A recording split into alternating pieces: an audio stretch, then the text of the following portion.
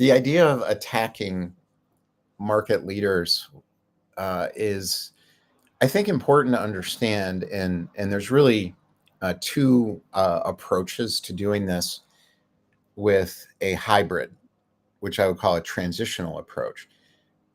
The idea of playing politics in the market becomes important because the market is politics. And if you want to do a direct attack, you need superior military power in battle. And in this world right now, that's marketing.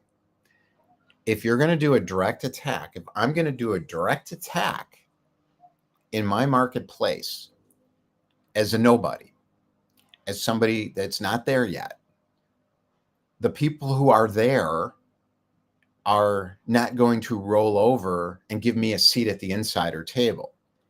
I have to earn it. And the way to earn it in this society as it stands now is marketing. And marketing means a team of people aligning together to create a laser-like connection between the product and the market.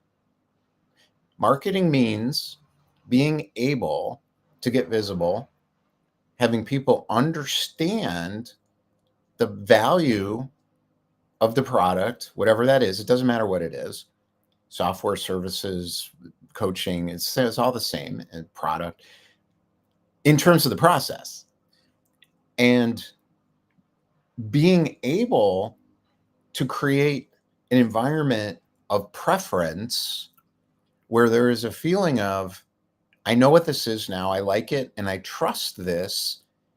And then there's a leaning in the marketplace of a section, a subsection of the market based on a target market, avatar, if you want to call it that, segmentation, understanding the path to purchase, the buyer journey, understanding the communications modalities, understanding where we are today, that purpose needs to be wrapped into marketing, authenticity needs to be wrapped into the marketing, meaning needs to be wrapped into the marketing, and then having the right team behind you, or figure it out yourself if you're great at it.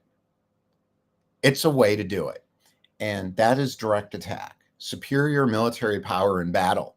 You got the army. You can hire an Evan Carmichael. You can hire a brand builders. You got the stuff, and now you need to get it out there. You could build a team. Now, there's an alternative approach, and it's the opposite. It's what's next. However, it's not for everybody. What's the difference?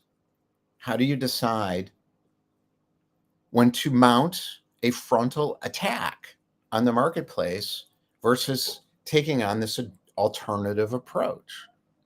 That's a personal decision. It has to do with what you want to do, what your purpose is, what the point is, how much money you want, how fast you want it, who you are, where your skills are, and your investment portfolio, where you're saying to yourself, I'll put 100 grand at risk. I'll put $1 million at risk.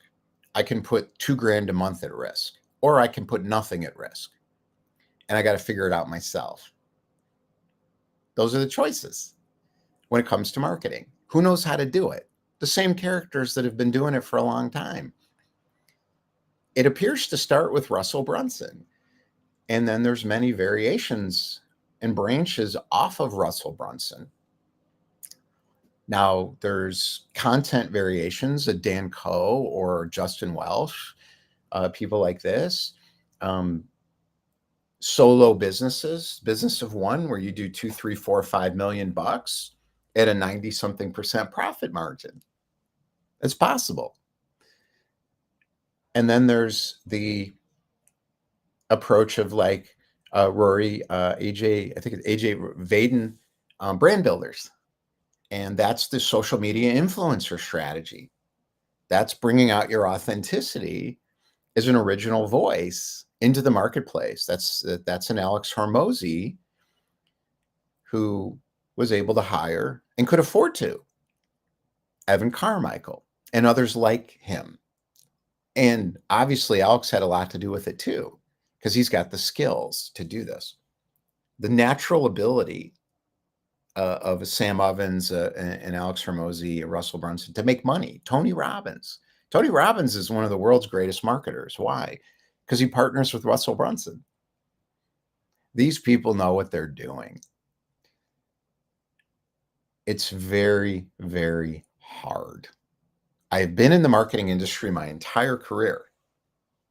My entire career. I'm a business developer. I have a natural talent for finding my way, winding my way into places I don't belong, where I have no credentials, where I'm there to sell. I'm not a salesperson in a structure ringing a bell when I hit my quota. Don't do that. I've never wanted to do that. I've never succeeded at doing that. Long term, I always end up hiring people to do that once I figure out the structure and the platform and the technology and the business model. That's what I'm good at, figuring that out. That's called business development. It's not going to get leads necessarily. That could be part of it, but it's business development. That's what I know how to do. I've been doing it my entire life, and I've always sold something related to marketing. It could be a brand, product, it could be AI technology, it could be marketing services. And then it's branched out into technology and IT, and I've probably sold everything using marketing, business development approaches and infrastructure that was created to systematize, organize, and scale these kinds of capabilities as a regional sales office or some kind of a group platform. It doesn't matter what it is. This is what I do. I know how to do that. It's easy for me. I don't have to think about it. Marketing's another thing. Doing the marketing is brutal for me. Brutal. I've been in rooms at top media agencies, the top digital media agencies in the world, the top brand marketing people in the world. I've sat in the rooms because I'm trying to sell these people. Not anymore, but I was trying to sell them stuff to help them do their jobs better. And I got to sit in the room and hang out with them. And the complexity of figuring out the product, the alignment with the market, and the entire mechanism and process of bringing this all together. It's not just one thing. It's the product. It's the place, the promotion, meaning how do I say it? Where do I say it? And then, well, the placement is where do I say it? And then how do I do it consistently? How do I hone and refine? And now the the complexity around the technology. Where do I do it? Which platform? How do I master the platform? They're all different. They all have their own cultures. Which one am I going to pick? How am I going to get out? How am I going to stand out? Now it's worse because it's even harder today. Now I'm going to get into the other method in a minute. I'm setting up the market. I'm setting up where I'm going because I'm talking about marketing first. I'm not saying don't do it. I'm just saying it's what everyone's doing. Most not successfully, some very successful. And they're selling how to do it to people who feel like, well, that's my option. It's not the only option. There's a way to do this, not just marketing, but it's a different way. And I'm going to get into that in a minute. I've talked about it enough, but I'm going to outline it today in terms of politics, the politics of the market. You got three people together, you got politics, because at some point it's 2 against 1. It's just inevitable. Until the three find a way to be a triangle together, it's 2 against 1. And the three can find a way to be triangles together and add more triangles. That's called collaboration and cooperation. That's possible. That's what I'm talking about. We're going to get there in a minute. But often it's 2 against 1. In other words, the market is seen as limited, not unlimited. This is the key of the marketing concept is there's not enough clients. There's not enough money to go around. There's a pie that's called total addressable market. We used to call it the TAM, total addressable market. And you'd figure out how big is it? And then you'd find your slice in it. And you say, wow, I just need a little slice. And there's $1 billion company or $100 million company or a $5,000 a month company that's enough for some people. Same thing. find the total addressable market, find your niche in it, blah, blah, blah, blah, blah, blah, blah, the marketing playbook. There's a lot to it. And sitting in the rooms with these top people, I'm like, oh my God, you need the strategy, you need the market intelligence, which is called research, quantitative research and qualitative research. And I spent a lot of time with top research companies, sitting in the rooms, listening to them talk. And I'm like, oh my God, just to figure out the data and understand it after you gather it is like a full-time job for a big agency. People pay millions of dollars just to understand their customer's mindset, not to mention how to get them to buy something. That's a whole nother industry. I remember when I worked with shopper marketers, it's called shopper marketing. I'm just getting granular now, so you understand what I'm talking about. What goes on in the end cap of a grocery store is brain science at the PhD level. These people aren't messing around.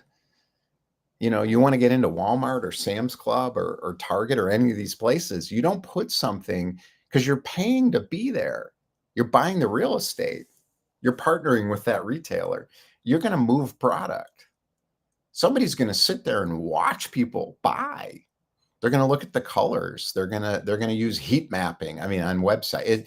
I'm a lot of you already know all this, but some of you don't. So I'm trying to simplify and also at the same time get to the more complex part of it. So here's the alternative. So let's talk about the real world. So what's real? What's the real world? Is the real world the world of marketing? Of course not. We haven't always had marketing. Marketing is not an essential eternal truth. So when Russell writes his books and he calls them expert secrets and traffic secrets, I kind of laugh to myself because I'm like, was that true 2,000 years ago? No. However, there are principles underneath of persuasion. So it is true. If you strip away the form of how that should, and this is what he says in these books. Now, is it the only way though? Did David use marketing to beat Goliath attacking? No, not at all. Not at all. That's the alternative approach. Did expressive Gandhi here use marketing to take down the British Empire? No. Did Steve Jobs use marketing to build Apple? No, he didn't. Neither did Henry Ford or Napoleon Hill. And neither did Byron Katie. Neither did Rhonda Byrne when she wrote The Secret. Neither did Paulo Coelho when he wrote The Alchemist. They didn't use marketing at all. They used this alternative approach. And this has always existed. So both have always existed. Get into somebody's mind, persuade them to your point of view is always been around. Branding, brand the cow, make it look cool. Yellowstone Ranch. What was the TV show Breaking Bad? He branded the meth, amphetamine. Walter, the high school teacher who becomes like this, famous meth dealer, he branded it. It looked a certain way and it was a better product and everybody wanted it. Well, that's, with law enforcement coming at you, that's probably not a good idea, but it certainly helps in the market. These are eternal truths too. But on the other side, here's the other alternative. Consider being Uncola to Coca-Cola in your market. Your industry has celebrities. My industry has celebrities, Russell Brunson, Alex Hormozi. So I talk about these people all the time because they're the celebrities in my industry. They're on top of the mountain. Now in the entrepreneur industry, because I'm in multiple industries, I'm in the how to improve yourself industry, but I'm also in the entrepreneur industry. So my market customers are any entrepreneurs, coaches, or service providers who want to improve their experience. I got something for all of you. It's good. It's good. And it's not asking you to be Coca-Cola or the Uncola. It's saying, I'll meet you where you are. That's why it's good. That's why it's different. What I have is different because I'm not saying, here's the marketing pathway that exists. Here's my version of it. Follow me. I'm doing the opposite. I'm saying I'm the Uncola. I'm the Uncola to these celebrities. Who are the celebrities in the entrepreneur world? Elon Musk, Mark Andreessen. That's what I'm talking about, these people. Founder mode. They're talking about in Silicon Valley right now. LinkedIn pulled this up. I understand that really well. And I have a perspective on it. And it's an alternative perspective, but it adds on to what they're doing. I'm adding on to what Alex Hormozi, Russell Brunson, all these people are doing, but it's also the opposite in a lot of ways. Because what I'm saying is start with David, start as Gandhi, start as Nelson Mandela, start as an original, which is what you are. It's what you are. You're an original. Now, living on the razor's edge is the price. I've been living on the razor's edge for a long time. And you know the celebrities in your market healthcare or operations or whatever, they all have celebrities. Now, when those individuals speak, the notebooks come out because they're celebrities. So when I forget his name, I think it's not Paul Anderson, the guy from Y Combinator who wrote down all the stuff that Brian Chesky talked about, who's the founder of Airbnb. He was talking about founders mode. I read his article and I'm like, yeah, it's pretty good. Missing a lot. I'll add to it. And I wrote an article to add to it to help. And so they're going to listen to him because he's a celebrity in the entrepreneur community because he's made $1 billion, multiple billions. So everybody knows him. So they speak and the notebooks come out. Now you have a choice, groan in pain or listen with delight. Now, this is the attack thing. Attack market leaders is groaning in pain. And I can't do that anymore because I did it and it doesn't work. So I spent a year running around saying everything we were taught is wrong because I can see through the marketing. And I'm like, oh, there's another way to do this, folks. You should learn about this. And everyone said, no, because of my approach. My approach was everything we were taught is wrong. I have an answer. People don't want that. If you take 7-Up and you say, wow, this is a better drink, lemon lime soda, it's better for you, it's more refreshing than Coca-Cola, everybody's like, no, I'll have a Coke. Same with Beyond Burger. People are coming in and saying, it's a soy meat patty. You want it? No. Beyond Burger, it's better than burger. Now you can go market that. That's hard. I can't believe It's Not Butter did not drop out of somebody's. It took a while to figure out that kind of thing. It's very difficult to position a company. And then you got to spend $30 million on advertising to cut through. And the grocery stores are like, how much are you spending this month? They're like, well, we need to get some investment capital behind this company. Or oh, you know what? We'll just skip the channel and we'll sell it ourselves direct. Well, good luck with that. Now you need some stealth mode. You need some Gary Vee kind of stuff, organic media. That's hard too, because you got to be authentic. You got to be, the CEO's got to be out there, the head of market. They got to be out there being themselves, talking about their mission. People don't like that, don't want to do that. Part of them, they don't even understand it. But the other part is they're pressured because they're under quarterly targets. They have to meet quarterly targets.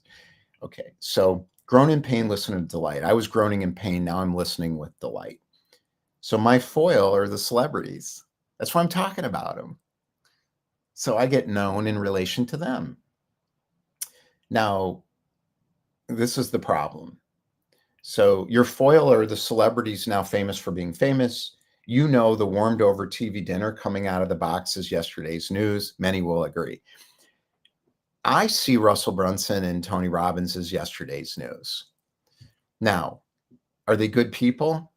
Are they doing important things in the world? Have they done important things in the world? Yeah. Are they helping a lot of people still? Yeah. Yeah. I don't say they don't. It's yesterday's news to me. Is it work? Yes. Yes. If you can figure out the marketing, it'll work. If you can figure out the marketing, it'll work. I don't have anything against it. I'm not morally against it. I'm not personally against it. I'll show you how to do it. I can't do it myself, but I know how to do it. I could teach a class in it, but I don't want to. But on our campus, we talk about it all the time because I feel like you want to do that, master it, get good at it, and take one of their courses. And I'll show you which ones. I've taken all of them, not all of them, but enough where it started repeating. And I'm like, oh yeah, that's one of that. Oh yeah, I remember that. Yep, got that. That took about 4 years after a lifetime of selling marketing. And then I'm like, oh, got it. Entrepreneurs who live in the creative intelligence of the future create one that matters. Be the change that you want to see in the world. This is the 7-Up approach. This is the Uncola approach. Be what's next as an entrepreneur. Being what's next does not mean being in an echo chamber of what is, following a celebrity approach. It doesn't. It can't. Because it's not how it works. That's not how they did it. They did not become originals in an echo chamber of what exists by doing it better. Now, if you don't want to be an original because it feels overwhelming, you don't want to be the change you want to see in the world, you just want to improve, you just want to make a little bit more money, there's a pendulum here. There's a flexibility. This is what I do. I meet people where they are now instead of saying, no, you got to be on the razor's edge like me. No, you don't. You don't have to be on the razor's edge like me. What is the razor's edge? The razor's edge is consistent uncomfortability. It's constant change. It's no stability, no security around a fixed idea. This is what's different. It's how you get there. It's how Steve Jobs got there. It's how you get there. And in the getting there, you stay there and you can continue to be that all the time. And that's what the movie The Razor's Edge with Montgomery Clift and then later Bill Murray is about for me. It's staying there and saying, no, I'm not going to go work for my dad, the investment banker. And the beautiful woman who wants him to and says, no, Larry, I can't. His name's Larry. I can't be with you then. It's like, well, I'm sorry, I'm going to go be a cab driver. It's not the form of the cab driver. It could be, I'm going to go start a $30 million company. This was my ambition. We'll see. But I feel like it's going to happen because I'm living in the creative intelligence of the future to create one that matters, be the change I want to see in the world. I want to see an alternative to marketing because I think there's a lot of people who are originals and are doing something new. And it may have nothing to do with technology. And the technology people don't see them as entrepreneurs because they talk about it in terms of technology. Well, you got to go to Stanford. You got to go to Harvard, MIT. That's where you meet these. And they even talk about it and then drop out. I'm like, I'm not getting into one of those schools. I'm smart enough, but I can't take the tests and I just can't do it. I tried when I was younger. And then when I was older, I tried to get into Kellogg and Booth and all these places. I sold the people in them though. I can speak with those people. I'm right there, like right with them, but I can't be one of them. And maybe you can't either. That makes you 7-Up because it's harder. So if you've got that veneer, I call it an attractive character, which is Russell Brunson term. So instead of creating an attractive character, directly attacking the market through marketing, be yourself. What does that mean? That's what we do on the campus. We've got all of it together. The Invincibility Dojo with Brian is about that. It worked for me. The Belief System Examination with Sharon Valenti is about that. Detaching from attachments, Next Level Living with Gail Kraft is about that. That's what it is. And with Florian Martineau, Put Family First is about that. That's not easy. It's the integration of these things. And then my stuff, More Money Now, is a business development approach. You're not chasing money. You're figuring out who you are in the marketplace in a fluid manner of looking for the market stream to ride, the wave to ride. Now, if you want to do marketing because you're taking a marketing course or you're good at it or you're a good writer or copywriter, keep doing it. My mistake before was saying, nah, don't do that. Because I like my approach, but it's not necessarily right for everyone. That's the point. But you need to understand it because it's an alternative to the marketing approach. And frankly, I think it's what's next. I see people doing it, but I don't see a lot of people leaning fully in because they're saying things that are acceptable socially. Like now, disclosure through content and saying the truth, your story, is socially acceptable now as a marketing strategy. And it's authenticity and it's working. And people who are doing this are getting clients and they're moving forward and it's working. But it's not the razor's edge. The razor's edge is where you're going all in on uncomfortability all the time. And I'm like, I can't sell that. That is a small group. So the entrepreneur experience platform is for everyone who wants better entrepreneur experience. The Red Pill Pathway program that I've got and some of the partnerships I've formed with people in our group are for people who really want to soar. Where you're that entrepreneur, where you're like, I can't be average. I'm sorry. I can't do it. And you can't either. And that's the Red Pill Pathway. I can't be average. Oh my God, I can't be average. Well, you either get great at marketing or you become the change you want to be in, see in the world, or a hybrid. A hybrid. So you live in what exists and create what's next. That is possible. That is possible. It can be done. It can be done. But you got to run into some what I call running into burning buildings, meaning you've got to get uncomfortable because the pathway to this soaring success is your greatest fears. And I say that to people, and I'm not signing up for that stuff. Well, you don't have to do it. That's why we have the campus. You find your own way on the campus. We got everything on the campus. But the Red Pill Pathway is a subsection.